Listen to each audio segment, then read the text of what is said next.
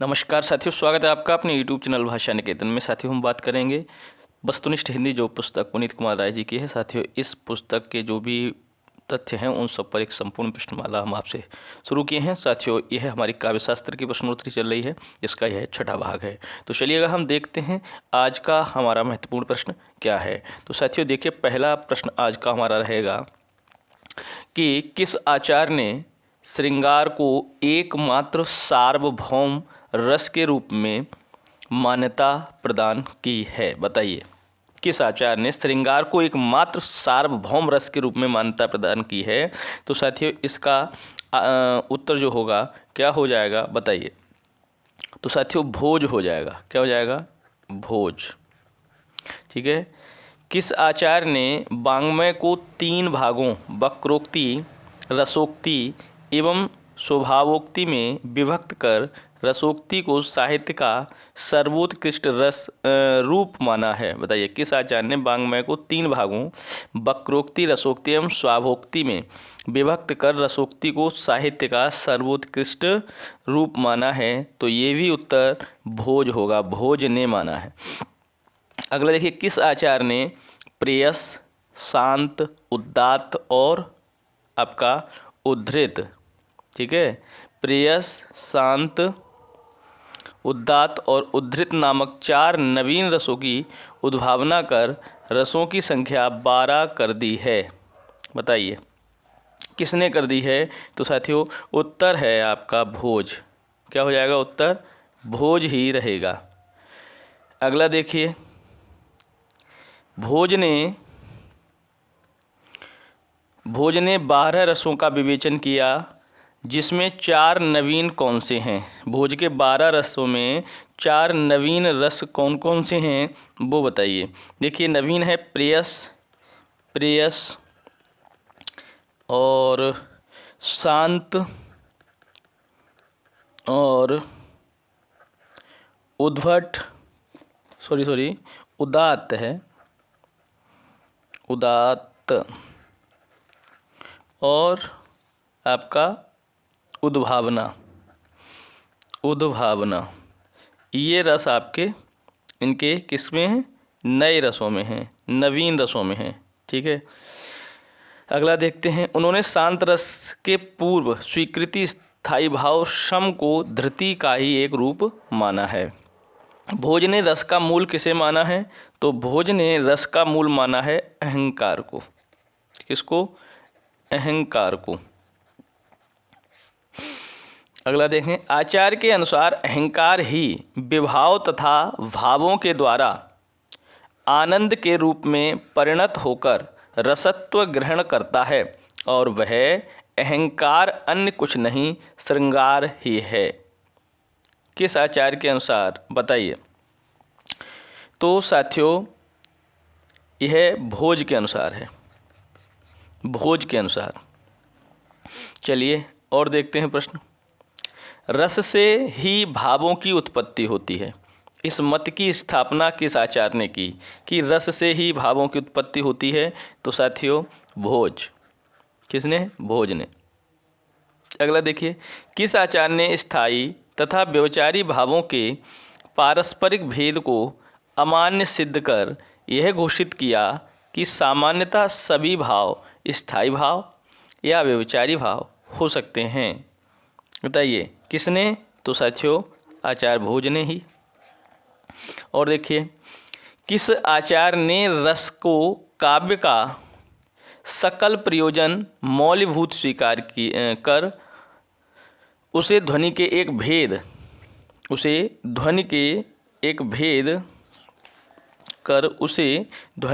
भेद क्या असंलक्ष्य क्रम व्यंग्य ध्वनि के अंतर्गत स्थान दिया? तो किस आचार्य ने दिया है? बताइए। तो मम्मट ने दिया। और देखिए, बाग वैदग्ध्य प्रधाने अपि रस एवात्र जीवितम उक्ति किसकी है? यह उक्ति किसकी है? तो साथियों अग्निपुराणकार की है, ये है ना, अग्निपुराणकार की। ठीक है। और देखिए, नाट्य दर्पण किन दो लेखकों की सम्मिलित कृति है? नाट्य दर्पण, तो नाट्य दर्पण साथियों रामचंद्र और गुणचंद्र की, रामचंद्र और गुणचंद्र इन दो लोगों की सम्मिलित कृति है नाट्य दर्पण। अगला देखते हैं, किस ग्रंथ में लौल्य, स्नेह, व्यसन, सुख तथा दुख नामक नवीन रसों की कल्पना की गई है? किस ग्रंथ में? ठीक है, तो ये सभी रसों की कल्पना किस ग्रंथ में की गई है? ठीक है, इसके बाद तथा क्षुत, तृष्णा, मैत्री, मुदिता, श्रद्धा, दया, उपेक्षा, रति, संतोष, क्षमा, मार्दव, आर्जव और दाक्षिण्य नामक नवीन संचारियों का वर्णन किया गया है।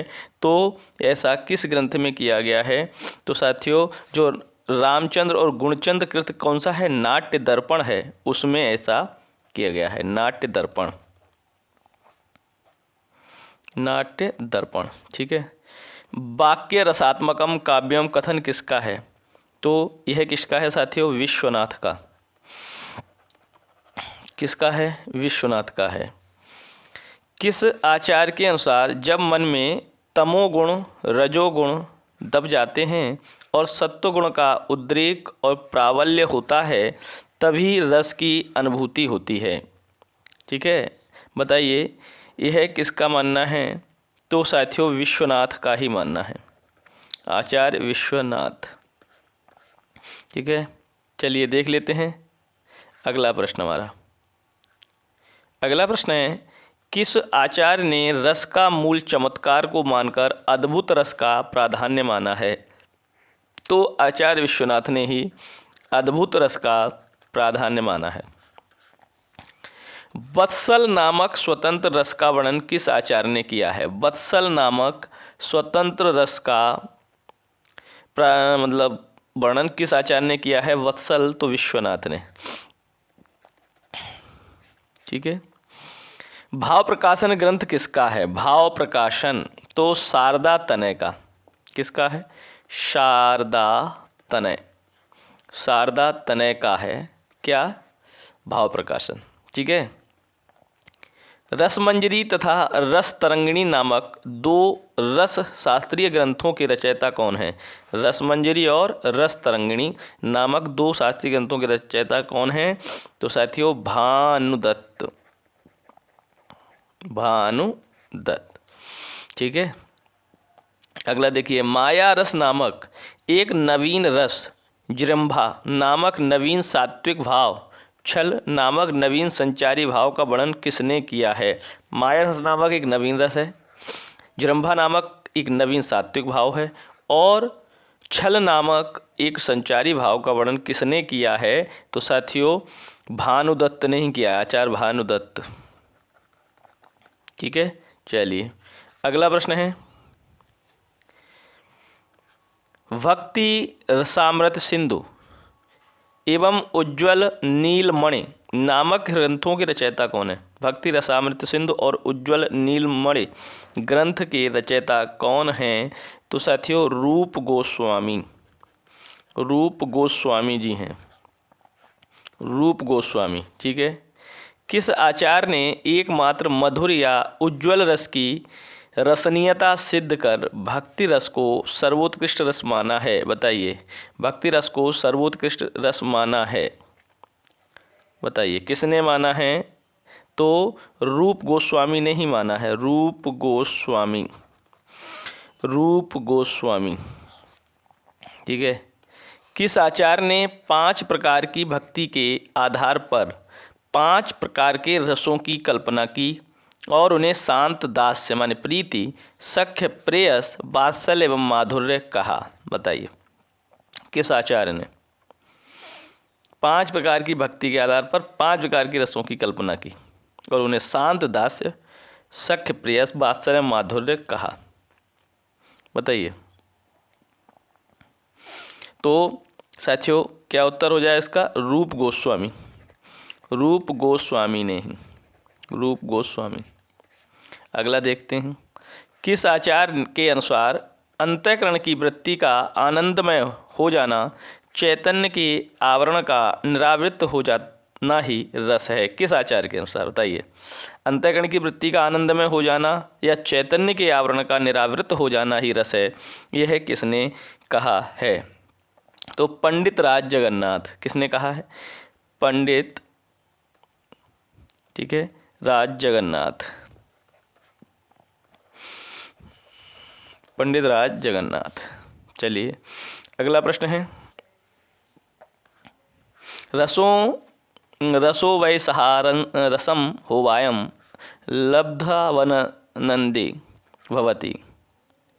उक्ति किसकी है? बताइए, यह उक्ति किसकी है? तो यहाँ साथियों एक छूट गया है, पूरी यहाँ पे होना चाहिए।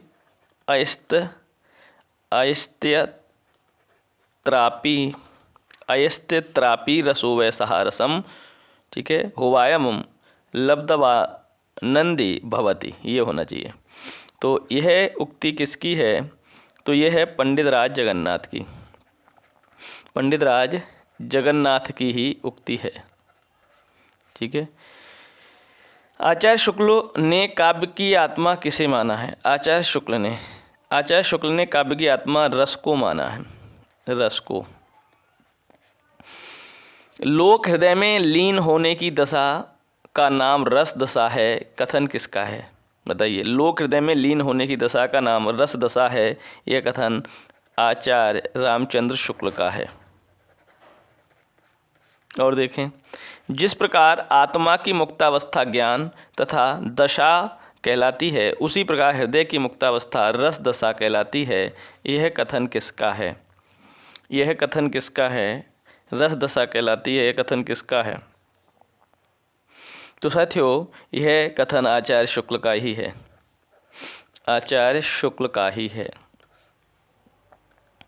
चलिए अगला प्रश्न है, काव्य तो प्रकृत मानव अनुभूतियों का नैसर्गिक कल्पना के सहारे ऐसा सौंदर्यमय चित्रण है जो मनुष्य मात्र में स्वभावतः अनुरूप भावोच्छ्वास और सौंदर्य संवेदन उत्पन्न करता है।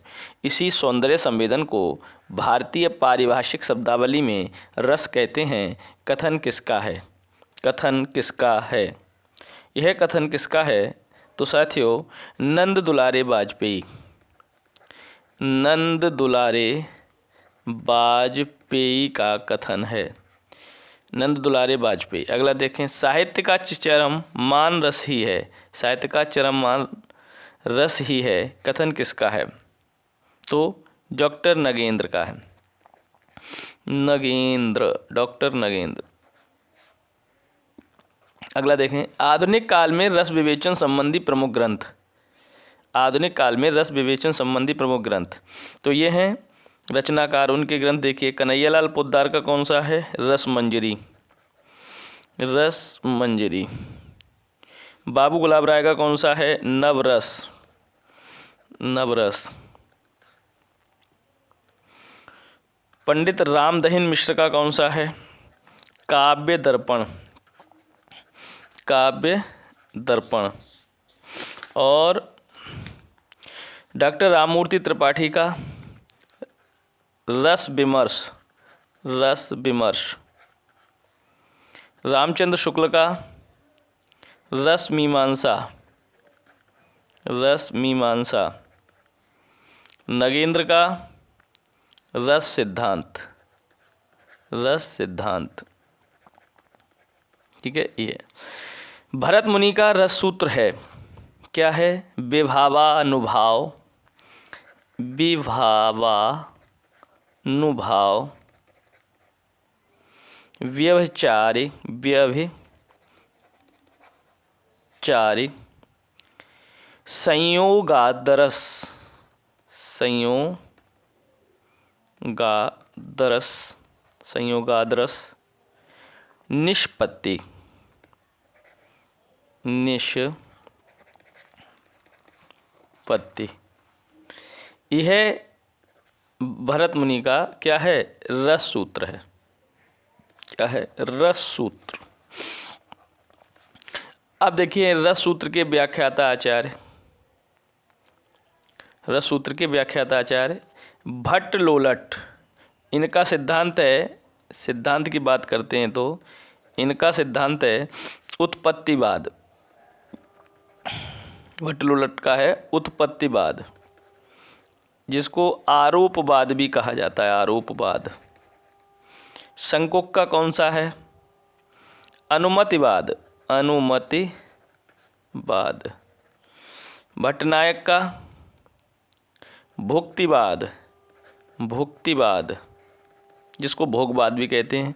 अभिनवगुप्त का अभिव्यक्तिवाद, अभिव्यक्तिवाद। ठीक है, अभिव्यक्तिवाद। चलिए अगला प्रश्न है, रस सूत्र के किस व्याख्या आचार्य के अनुसार विभाव भाव की उत्पत्ति का अनुभाव उस विभाव भाव की उत्पत्ति का और कारण अनुभाव, यह कारण हो जाएगा, कारण अनुभाव उसका प्रकाशक एवं संचारी उसका पोषक है, ऐसा किसने कहा है? तो भट्ट-लोलट ने।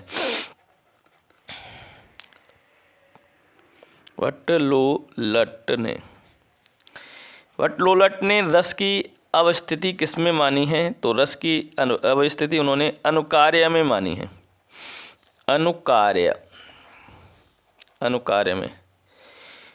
अनुकार्य में किस आचार्य ने बताया कि निष्पत्ति नहीं होती, अनुमति होती है, उसका अनुमान किया जाता है? किस आचार्य ने बताया है? तो शंकुक ने, शंकुक, ये भी क्वेश्चन है, शंकुक ने। आचार्य के अनुसार ना तो रस की उत्पत्ति होती है, ना अनुमति और अभिव्यक्ति, वरन रस का भोग होता है। यह किसने माना है? तो भट्टनायक। रस को भोग मानने वाले आचार्य हैं, रस को भोग मानने वाले आचार्य हैं भट्टनायक। ठीक है, अनुमति होती है या उसका अनुमान किया जाता है। ठीक है, अनुकार में भट्ट-लोलट मानते हैं।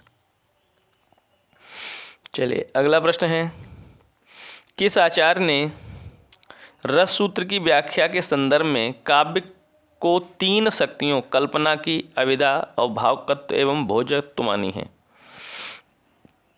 बताइए, यह किसका है? तो भट्टनायक, भट्टनायक। अभिनवगुप्त की रस विवेचन अभिव्यक्तिवाद का दार्शनिक आधार क्या है? शैव दर्शन, शैव दर्शन। अभिनवगुप्त ने रस की स्थिति किसमें मानी है?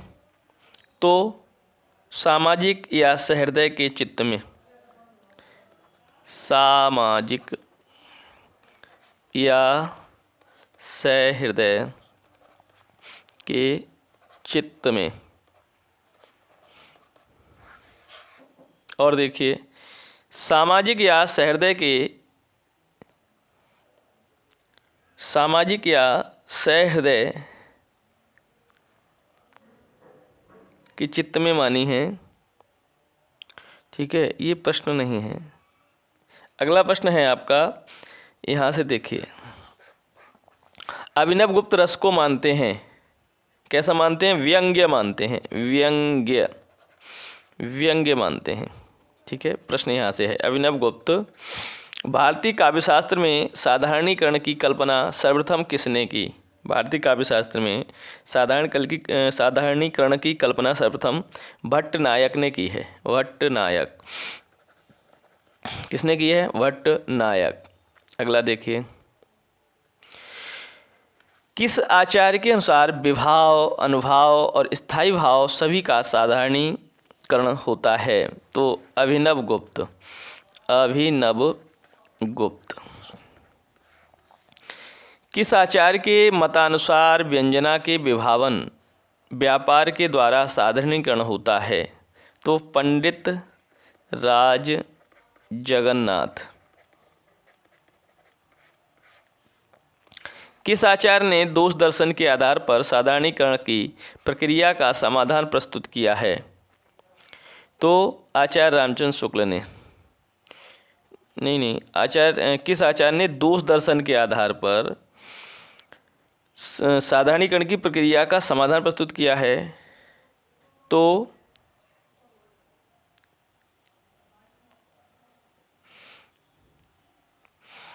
ये साथियों ये किस आचार्य के मतानुसार व्यंजना के विभावन के व्यापार का द्वारा साधारणीकरण होता है। तो यह साथियों उत्तर आ जाएगा आपका, ये गलत हो गया साथियों, रुक जाइए एक मिनट। ये किस आचार्य के अनुसार विभाव, एक मिनट यहाँ दोबारा देखेंगे ये हम। देखिए किस आचार्य के अनुसार विभाव, अनुभाव और स्थायी भाव का सभी का साधारणीकरण होता है। तो यह भट्टनायक है उत्तर, ये क्या हो जाएगा, भट्टनायक। ठीक है। और किस आचार्य के मतानुसार व्यंजना के विभावन व्यापार के द्वारा साधारणीकरण होता है। तो यह साथियों अभिनव गुप्त होगा, यह उत्तर अभिनव गुप्त होगा। ठीक है, माफ़ करें। और किस आचार्य ने दोष दर्शन के आधार पर साधारणीकरण की बात की है। तो यह पंडित राज जगन्नाथ, पंडित राज जगन्नाथ। ठीक है। अब देखिए किस आलोचक ने आलम्बनत्व धर्म का साधारणीकरण माना है। आलम्बनत्व को साधारणीकरण, धर्म का साधारणीकरण माना है। तो आचार्य रामचंद्र शुक्ल, आचार्य शुक्ल कह दीजिए। ठीक है, ये हो जाएगा। तो आज के लिए बस हम इतना ही रखते हैं। ठीक है, तो आप लोग कमेंट करिएगा और कमेंट में अपनी राय ज़रूर दीजिए। कमेंट को जो भी हमारा सेशन चल रहा है उसके बारे में भी कहिए, कैसा लग रहा है आपको पढ़ने में। और चैनल पर नए हैं तो सब्सक्राइब कर लीजिए। इसके अलावा आपको PDF की बात करनी है तो टेलीग्राम चैनल का लिंक डिस्क्रिप्शन में है। ठीक है, तो वो आप वहाँ से ज्वाइन करके आपको PDF भी मिल जाएगी। इसके बाद साथियों हमारी जो 2 क्लास चल रही हैं, तो वो क्लासेस, आज संडे है इसलिए एक क्लासेस में थोड़ा समय रहा। एक तो रात्रि 9 बजे है, रात्रि 9 बजे, और एक सुबह 6 बजे। ठीक है, 6 बजे। और ये दोनों क्लास, ये आपकी रात्रि 9 बजे वाली सरस्वती पांडे जी की प्रश्नोत्तरी है। ठीक है, और ये पुनीत राय जी की प्रश्नोत्तरी चल रही है। तो प्रतिदिन आप लोग जुड़िएगा और लोगों को जोड़िएगा। ठीक है, तो फिर मिलेंगे अगले वीडियो में, तब तक के लिए नमस्कार, धन्यवाद।